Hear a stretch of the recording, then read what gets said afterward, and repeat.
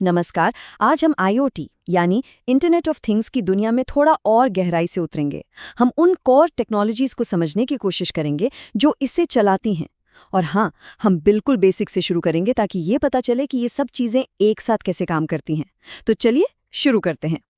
तो सबसे बड़ा सवाल यही है ना कि अरबों डिवाइस जो एक दूसरे से बात कर रहे हैं, ये सब असल में होता कैसे है। यही वो पहेली है जिसे हम आज मिलकर सुलझाने वाले हैं। इसे एक सफ़र की तरह सोचिए, एक ऐसा सफ़र जो एक बहुत ही सिंपल कनेक्शन से शुरू होकर एक ग्लोबल वेब पर जाकर ख़त्म होता है। तो चलिए इस कहानी की शुरुआत से शुरू करते हैं कि कैसे मशीनों ने पहली बार एक दूसरे से बात करना सीखा।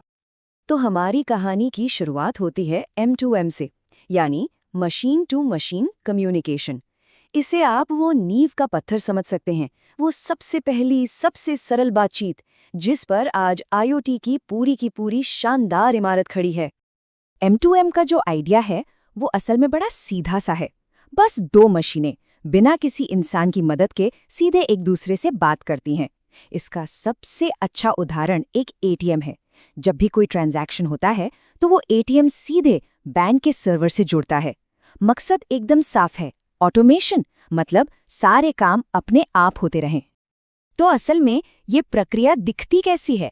देखिए, ये एक बहुत ही सीधा साधा 4 कदमों का लूप है। सबसे पहले एक सेंसर डेटा जमा करता है, फिर वो डेटा नेटवर्क पर भेजा जाता है, एक सर्वर उस डेटा को प्रोसेस करता है और आखिर में किसी एक्शन के लिए कमांड वापस भेज देता है। ये सब कुछ एक बंद लूप में होता है, पूरी तरह से अपने आप, एकदम एफिशिएंट। लेकिन M2M तो बस एक शुरुआत थी, है ना? क्या होता है जब आपको सिर्फ 2 नहीं बल्कि लाखों करोड़ों डिवाइस को एक साथ जोड़ना हो? बस यहीं से हम M2M की सीधी सादी दुनिया से एक बहुत बड़ी छलांग लगाते हैं, इसके कहीं ज्यादा बड़े और कॉम्प्लेक्स रूप यानी इंटरनेट ऑफ थिंग्स की तरफ। अब M2M और IoT सुनने में तो एक जैसे लगते हैं, पर इनमें ज़मीन आसमान का फ़र्क है। M2M को ऐसे समझिए जैसे दो लोगों के बीच एक प्राइवेट सीधी बातचीत हो रही हो।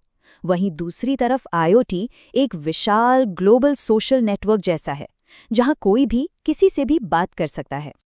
और जब हम इन फर्कों को देखते हैं तो बात और भी साफ हो जाती है। M2M में कनेक्शन सीधा और लोकल होता है, जबकि IoT पूरी तरह इंटरनेट और क्लाउड पर निर्भर है। स्केल का तो कोई मुकाबला ही नहीं है। M2M कुछ डिवाइस के लिए ठीक है, पर IoT लाखों डिवाइस संभाल सकता है। लेकिन जो सबसे बड़ा फर्क है वो है इंटेलिजेंस का। क्लाउड और AI से जुड़ने की वजह से IoT बस कहीं ज्यादा स्मार्ट है। इस पूरे फर्क को एक लाइन में कहा जा सकता है, M2M आपको ऑटोमेशन देता है और IoT उसी ऑटोमेशन में स्मार्टनेस जोड़ देता है। बस यही है सबसे बड़ा अंतर। अब जरा सोचिए, जब आपके पास लाखों IoT डिवाइस हों तो उन्हें मैनेज करना अपने आप में एक बहुत बड़ी चुनौती है ना? इन सब पर नजर कैसे रखी जाएगी? यहीं पर एंट्री होती है सॉफ्टवेयर डिफाइंड नेटवर्किंग की, यानी SDN की। इसे आप पूरे नेटवर्क का सेंट्रल दिमाग समझ सकते हैं। SDN असल में एक क्रांतिकारी बदलाव है। देखिए, पुराने नेटवर्कों में क्या होता था? कंट्रोल हर एक डिवाइस के अंदर हार्डवेयर में होता था। ये कुछ ऐसा है जैसे शरीर के हर अंग को अलग अलग चलाना पड़ रहा हो। SDN के साथ सारा का सारा कंट्रोल एक सेंट्रल इंटेलिजेंट सॉफ्टवेयर के पास चला जाता है और अचानक पूरे नेटवर्क को एक ही जगह से मैनेज और ऑप्टिमाइज करना मुमकिन हो जाता है। तो अगर SDN नेटवर्क का दिमाग है, तो फिर उसकी लचीली मांसपेशियां क्या है? वो है NFV, यानी नेटवर्क फंक्शंस वर्चुअलाइजेशन। आइए देखते हैं कि ये दोनों मिलकर एक मॉडर्न नेटवर्क कैसे बनाते हैं। इसका सिद्धांत बहुत ही कमाल का है। पहले के ज़माने में क्या होता था? फायरवॉल जैसे नेटवर्क फंक्शन के लिए आपको एक महंगा सा फिजिकल बॉक्स खरीदना पड़ता था, है ना?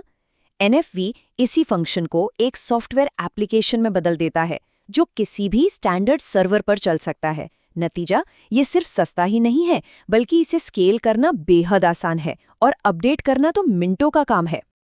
तो कुल मिलाकर SDN और NFV एक परफेक्ट टीम की तरह काम करते हैं।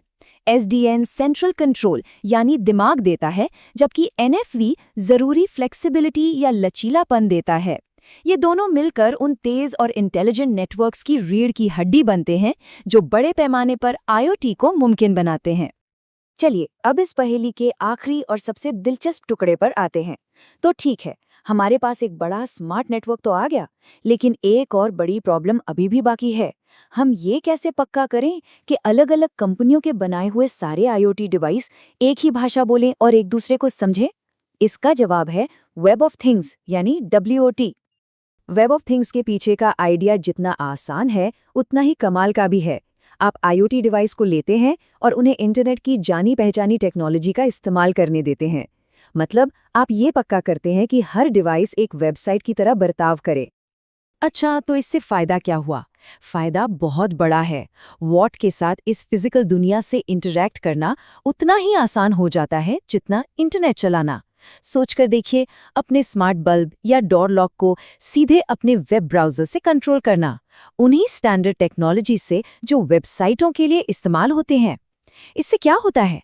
सारे डिवाइसेस एक दूसरे को आसानी से समझने लगते हैं। तो देखिए, हमने एक पूरा सफर तय किया है, एक बहुत ही simple machine to machine connection से लेकर एक ऐसे भविष्य तक जहां हर चीज वेब का हिस्सा बन सकती है। चलिए इस पूरे सफर को एक बार जल्दी से दोहराते हैं। हमारी कहानी शुरू हुई थी M2M के सीधे साधे ऑटोमेशन से। इसके बाद आया IoT का विशाल स्केल और उसकी इंटेलिजेंस। इस बड़े नेटवर्क को संभालने के लिए हमें SDN के दिमाग और NFV की मांसपेशियों की जरूरत पड़ी।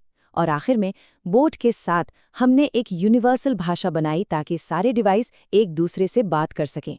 हर एक कदम तार्किक रूप से पिछले वाले पर ही बना है। और हम आपको इसी आखिरी सवाल के साथ छोड़ते हैं। एक ऐसी दुनिया की कल्पना कीजिए जहां हर एक चीज का, चाहे वो कितनी भी छोटी क्यों ना हो, अपना एक वेब एड्रेस हो। जब ऐसा सच होगा तो अगली कनेक्ट होने वाली चीज क्या होगी? संभावनाएं सच में असीमित है।